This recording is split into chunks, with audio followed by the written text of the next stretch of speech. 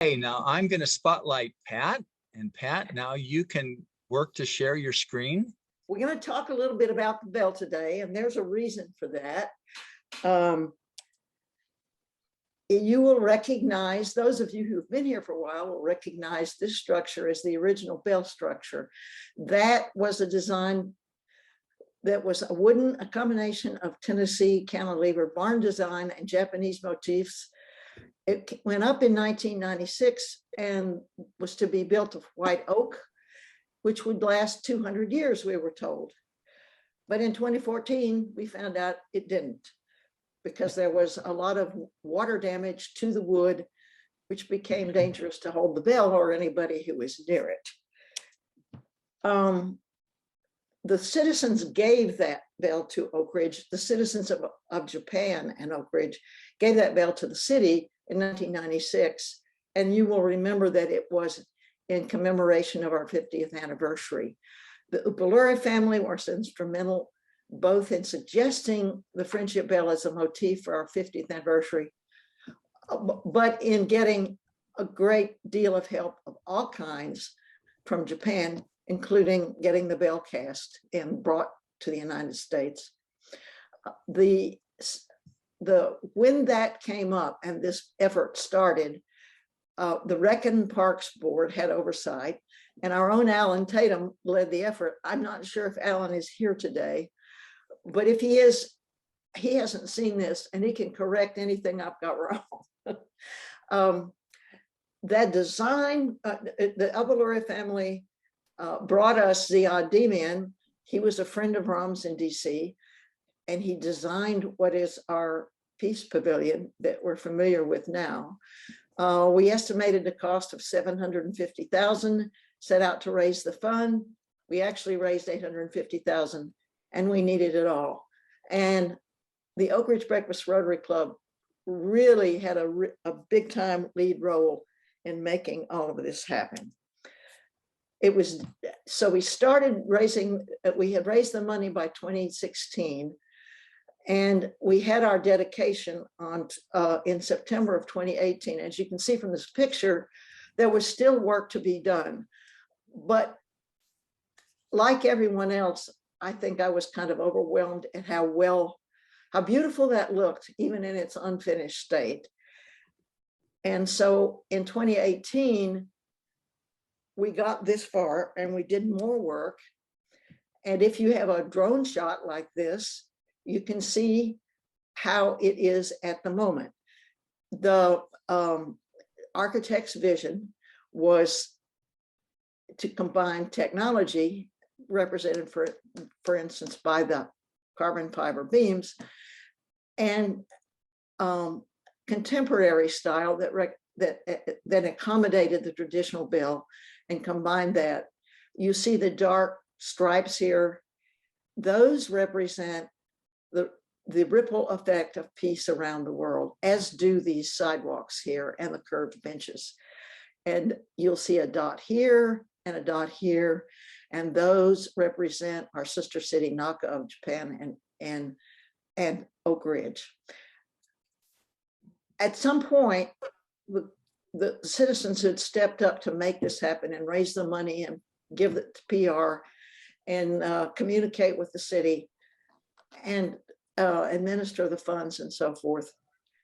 We were old to begin with, but after a while, these committees sort of dissolved, and somehow we didn't finish. We did do some things. We put in some landscaping, and we started that gravel garden, the Karasansui garden. This is the logo of that was designed for those who are raking that.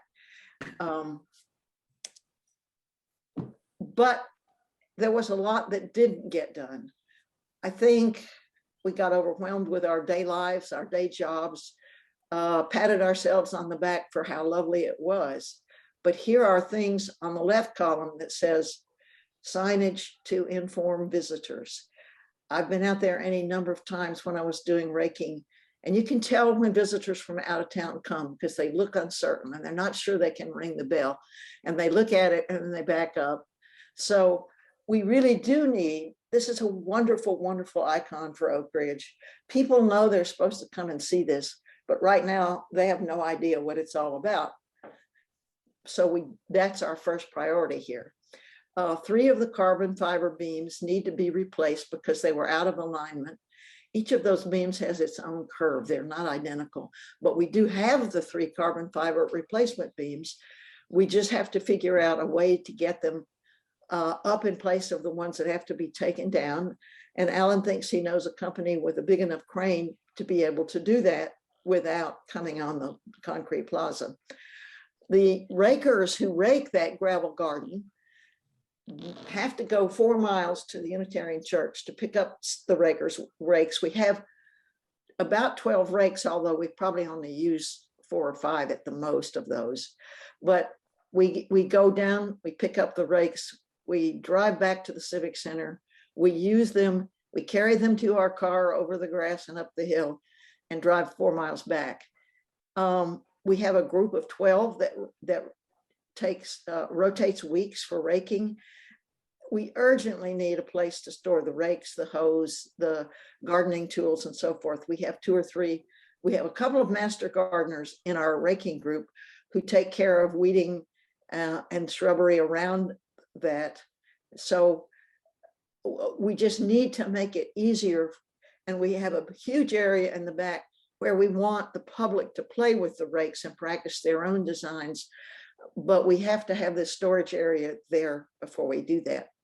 And the city has intended to replace those tan walkways you saw in the drone slide, because they aren't performing in the way the vendor assured us they would. And as of today, I want you to know, the city is now replacing those walkways. And so when I say this is unfinished work, it is underway. But, and as I say down here, we need and will have to raise more money to do the things that still are unfinished. But I have no doubt that we can do that. And in the green here, this is an idea to keep in your head. Bissell Park, I think, is an undervalued asset of this city. People come and walk their dogs, and it's a beautiful, peaceful place. But I think we need to invest more in it. We need to beautify it, do a little more landscaping, and maybe make some outdoor meeting areas, or get together with your friends and talk or have lunch. In the long run, I would like us as a city to enhance this a little bit and make it realize its potential. We could, for instance, identify the trees that are there in the way that the Arboretum does. So that's just a goal to think about for the future. But right now, I'm asking you to help me get the rest of it finished that was supposed to be there. Now, we want to start with the signage, because that's really important for anybody that visits the Manhattan Project Park, that they bring there. But for the casual visitors, as I said, who know how to come, know they're supposed to be here, but they don't really know why it's here and anything about it. So Alan and I have talked to Ziad, our architect of the Peace Pavilion, and he considers this a labor of love. We used the last few $1,000s that were in our fund at the Noon Club Community Fund, which they're our accountants and money keepers. And we have hired Ziad to arrange signs on each side of the entryway. And as usual, Ziad has outdone himself, and I'm going to give you a sneak peek here. If you look at this diagram, over here where the double yellow bars are, the senior center is over here. Back up above the top is the parking lot.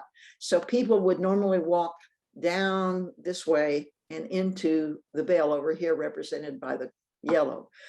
What Ziad proposes is not just a couple of bollards with the original bronze plaque and the new information, but and Alan asked him to make it as inexpensive as he could.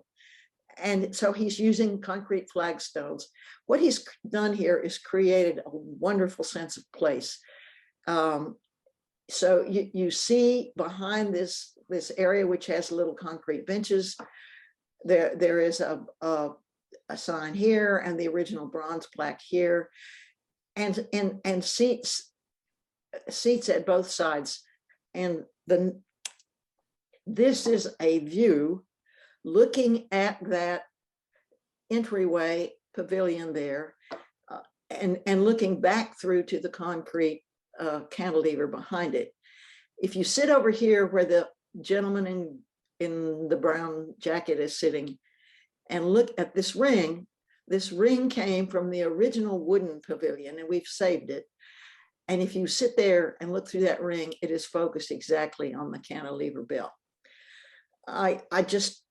There's a video I could show you, but we don't have time for that.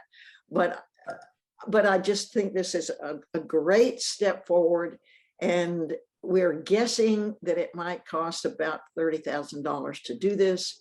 The other things that were on that punch list will cost a little more. But I'm telling you all this because it's one thing to want it and know what you have to do, and it's another thing to get it to be done. And I want us to make our city council aware of the real possibilities of finishing this. And maybe our peace group could help with raising the money. As I said, I think we can do that. Maybe the total of all the things that have to be done, like the bench lighting and the storage area and so forth, and some more landscaping, might cost as much as $100,000. But this is an icon that's really, really important to our city, and is uniquely Oak Ridge. So I'm just presenting this to tell you that it is our goal to get all of this underway in the next year. I made a presentation to the Rec and Parks Board, and most of those people were not on the Rec and Parks Board when this Peace Pavilion was built. Many of them had no idea that a lot of the work hadn't been done. It's no particular person's fault. Like I said, we patted ourselves on the back for doing something wonderful. Those volunteers who worked so hard to get to that point have sort of faded away. We need to reconstitute, but I wanted you to be aware of what's ahead. I think this entryway will be terrific, and gets you behind the thought that this is an active project that Oak Ridge needs to make happen. So that's my message, and I'm sticking to it. All Yeah, right. thanks for that update. Questions, anybody?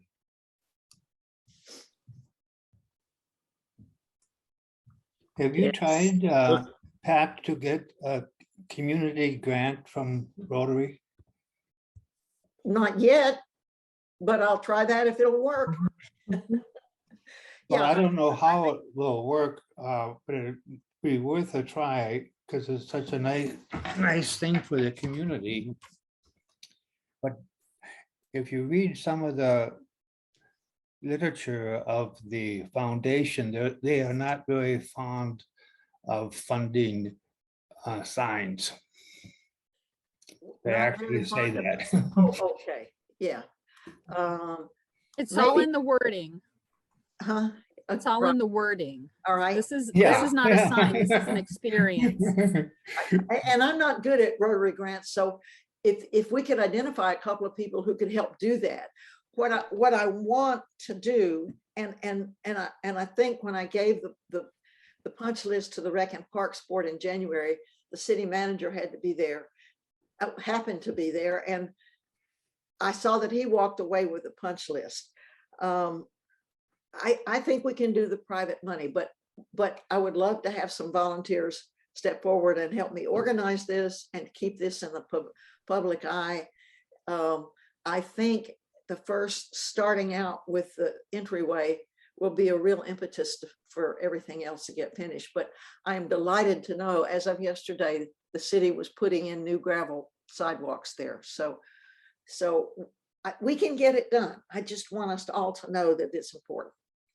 And any other ideas anybody has? Ellen? Yes, I wonder about this business of the rakes. It shouldn't be terribly difficult to store them closer to the site. The city there is a kind of utility area on the west side of the rec center that is often full of junk, I believe. And it ought to be possible to put some sort of a containment device for rakes in there and get access to it so that volunteers can come and take rakes to rake the garden. So I would think that the city staff should be able to provide some access there. Yeah, I saw that and I wondered about that. It doesn't have a cover. And I think our rakes need to not get wet. But Well, you could I could talk to them about that. Yeah. You get a plastic kiosk or something and stick it in there. It'd be Right. easier than driving to the Unitarian Church. So, But let me also comment that when Ziad was showing us his vision for the entryway last week, when I was sat there looking at what he had presented, which is bigger and more than you saw, and I looked through his entryway to the cantilever, and what he's doing is using the concrete of the cantilever and the concrete bollards. And all of a sudden I thought, if we want the rake shed back in the back where the public raking area is, I'm thinking about it all wrong. And I said to Ziad, we need a minimal storage place, but it needs to be harmonious with everything else. Would you be willing to think about it? So he said, this is a labor of love for me. Send me the pictures of your rakes and tell me what you want in there. So I think you'll follow through on that, but I think you're right, Ellen, we could put something inside that storage area too. So we have two ways to go with that. So thank you for that. and I have another one. What we refer to as handicap access has been an Yes. issue for the Bell. Right. And I see people with ideas of creating sinuous walks down from the parking lot, which I don't like, because nobody wants to go on that kind of a trail. But we definitely need some ability to get things on wheels to get to the people who need wheels, whether Right. it's walkers or wheelchairs or whatever, or strollers, to get easily to the Bell. Is Ziad helping with that? No, Conceptualizing that? John Hetrick had engaged some civil engineering students as a project that were working on that as of 6 months ago. I don't know how that's coming.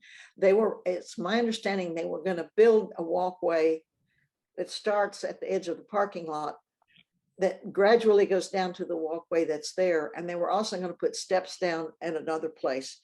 But he was already working on that. And when we spoke with Ziad about the entryway he planned, we all made some changes in what he was looking at, so it would be ADA compliant and people with wheelchairs didn't have to go on the grass to read the signs.